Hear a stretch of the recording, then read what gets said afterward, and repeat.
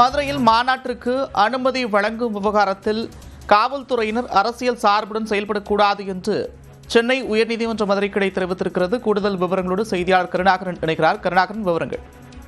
நந்தா, அதாவது வருகிற 22ஆம் தேதி மதுரை பாண்டி கோவிலில் முருக பக்தர்கள் மாநாடு நடைபெறுகிறது. அந்த திடலில் அதே வளாகத்தில் அந்த 22ஆம் தேதிக்கு முன்னதாக 10 நாட்கள் அந்த பகுதியில் அரங்கு அமைத்து அறுபடை வீடு அரங்கு அமைத்து பக்தர்களுக்கு காலை மாலை பக்தர்களுக்கு தரிசனம் வழங்குவதற்கும் பிரசாதம் வழங்குவதற்கும் அனுமதி கோரி மனு தாக்கல் செய்திருந்தோம். காவல் ஆணையரிடம் அணுவை மறுத்துவிட்டார். எனவே எங்களுக்கு அனுமதி வழங்க உத்தரவிட வேண்டும் என்று உயர்நீதிமன்ற மதுரை கிளை மனு தாக்கல் செய்யப்பட்டது. இந்த மனு நீதிபதி புகழேந்தி முன்பு விசாரணைக்கு வந்தது.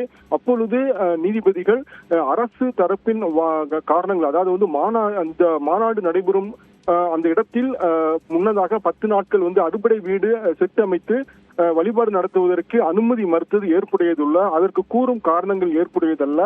நாம் ஜனநாயக நாட்டில் தான் உள்ளோமா, குடிமகன்களுக்கு உரிமை உள்ளதா, மேலும் காவல்துறை இது போன்ற மாநாட்டிற்கு அனுமதி வழங்குவதில் அரசியல் சார்புடன் பாரபட்சமாக செயல்படக்கூடாது. மேலும் மதுரையில் இதே பகுதியில் பல்வேறு மாநாட்டுகளுக்கு அனுமதி வழங்கியுள்ளது என கருத்து தெரிவித்த நீதிபதி இதுகுறித்து மதுரை மாநகர் காவல் ஆணையர் பதில் மனு தாக்கல் செய்ய உத்தரவிட்டு வழக்கு விசாரணையை ஒத்திவைத்து உத்தரவிட்டனர். நந்தா, நன்றி கருணாகரன் விவரங்களுக்கு.